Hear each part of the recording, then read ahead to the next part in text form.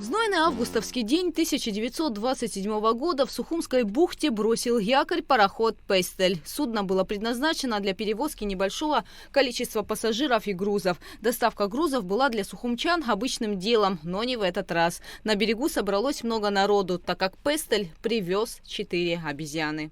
Гамадрилы и 2 шимпанзе.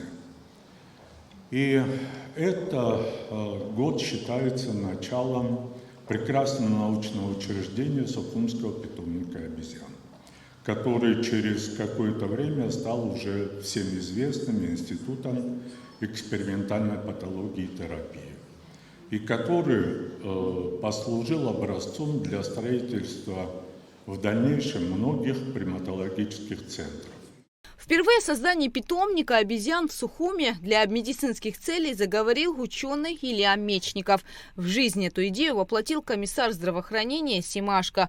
В связи с возрастающей потребностью медицины и биологии в опытах на обезьянах решили, что желательно устройство питомника на Черноморском побережье с целью акклиматизации животных. Здесь были испытаны полиомиелитные, коревые и гепатитные вакцины. Проверялись новые антибиотики и лекарства. В конце 70-х ученые подняли вопрос о подготовке в Институте обезьян к полетам в космос.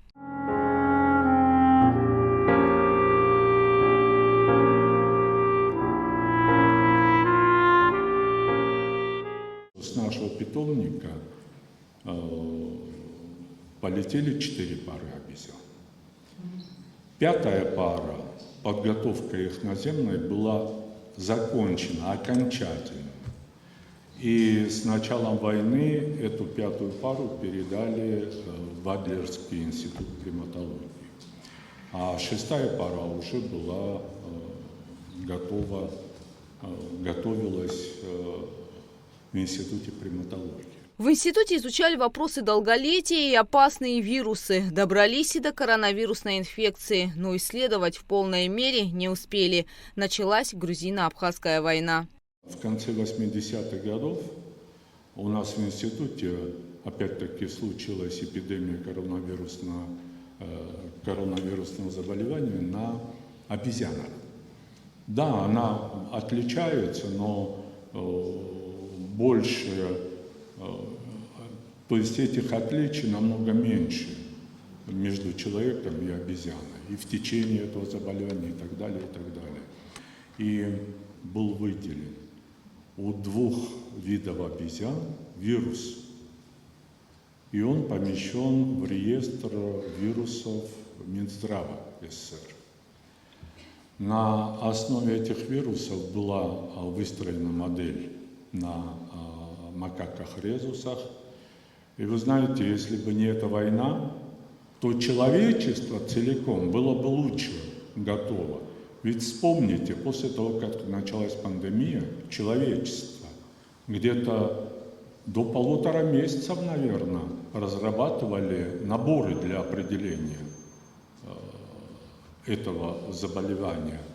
А мы в институте уже вплотную к этому подошли. Во время войны животные исчезли, многие погибли. Более года сотрудники института приходили в питомники и кормили обезьян. Корма не было, животные умирали от истощения. Из 4500 обезьян осталось всего 150. После войны работники НИИПИТа сразу же возобновили деятельность.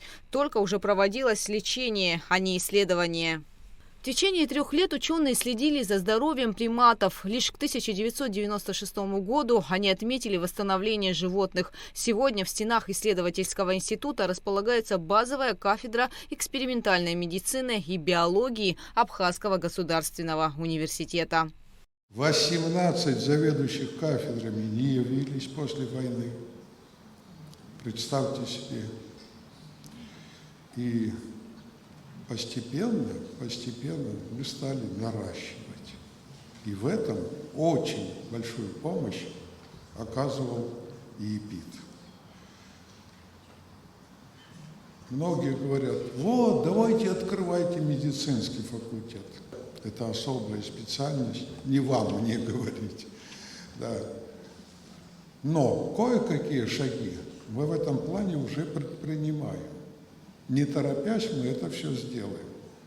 Но тогда мы заложили хорошую основу для того, чтобы готовить специалистов, ну, мы называли медицинской биохимией, а сегодня, значит, это кафедра экспериментальной биологии и медицины. Научно-экспериментальные исследования, проводившиеся в советское время учеными института в Абхазии, известны во всем мире. Это фрагмент из известной передачи Николая Дроздова «В мире животных». Орешек будешь? Галина Михайловна, какой это вид макака?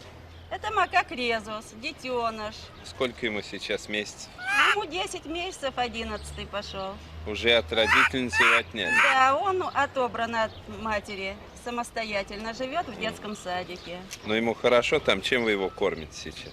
Яйца, сахар, яблочки. В научной конференции приняли участие коллеги из различных регионов России. По их словам, исследования в институте с каждым днем выходят на новый уровень. Более серьезные стали исследования на более высоком уровне и усилилось сотрудничество с представителями других организаций, в том числе вот в России, в центральных, очень интересных институтов. И есть хорошие работы уже на этой конференции. Я вижу тезисы совместных исследований. Научно-практическая конференция, посвященная 95-летию ЕЭПИТ, будет проходить 2 дня. В ее рамках ученые зачитают доклады на темы принципов надлежащей лабораторной практики, исследований вирусов, препаратов и другие. Гугуца Вардания, Раму Камки, Абхазское телевидение.